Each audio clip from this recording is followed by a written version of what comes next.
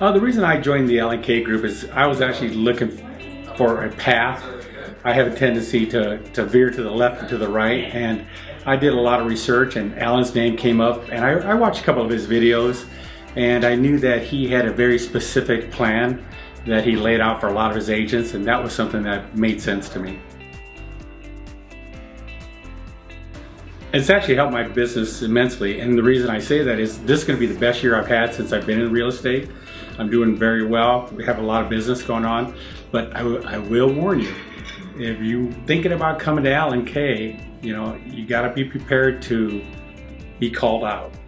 And what I mean by that is Alan will lay out a plan for you, and if you follow the plan, you will be successful. But there's a lot of work that's required in that. And and when you start doing stuff like that, if you don't follow the plan, he'll be the very first one to call you out on it and say, hey, why haven't you done this? What's stopping you from doing this, or what's stopping you from doing that? So if you're that type of person who loves to have the skates on and cruise around, this is not a place for you. If you're the type of person who's serious about their business and you can actually follow a plan with some type of intent, you should do very well. It's good. It's nice having a good source of information at all times at your fingertips.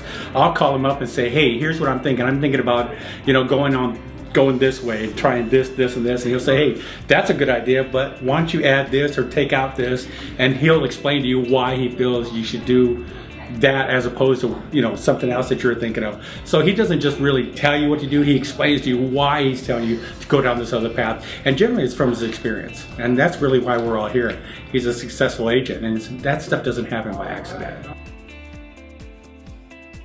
We all take care of each other. If one of us can't do an open house, or somebody gets sick on the day of the open house, which has happened a couple of times, we'll just call each other, hey, you know what, can you cover my open house? We've all done that for each other. If we know that one of us is struggling to find a client a specific property in a price range or in an area, we all talk about it, and somebody, oh, I have a friend, or hey, I got this listing, or this one's not on the market yet. So, we all kind of throw our ideas together, we all talk about it, and we generally will come up with a solution as a group. And that's something that I think is very important, especially in this industry. You got to have your feelers out, and all these guys are always a part of the team. It just works well. They actually do have a path. We all have certain goals we're trying to meet. We have quarterly goals, we have mid-year goals and year-end goals that we're all trying to accomplish.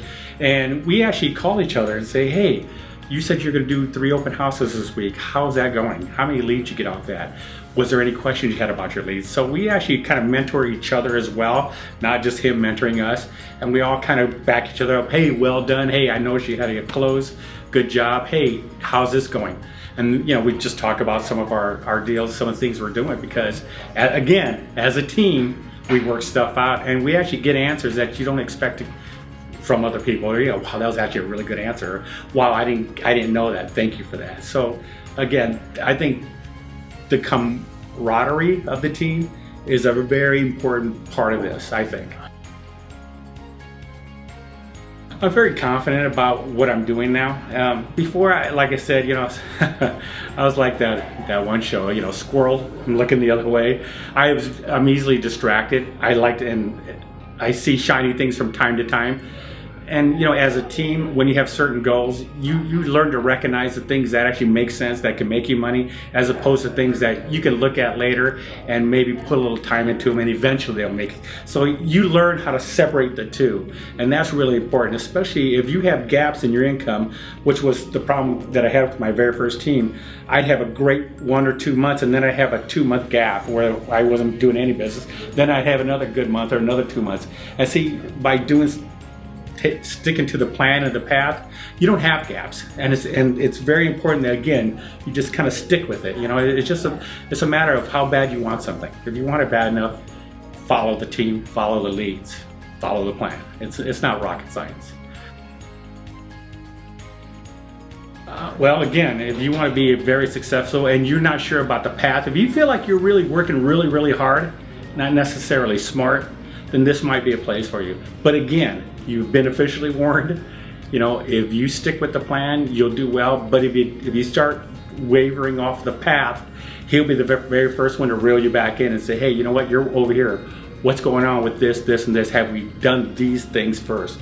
And again, he makes sure that you're in line, because if you're in line and you follow the path, you're going to be successful. And that's really all it is, because once you start getting off into the weeds or the bushes or whatever, you start drifting a little bit, you just kind of lose your focus. And the whole idea of this is just to make sure you stay on path, on task. And that's important if you want to be successful.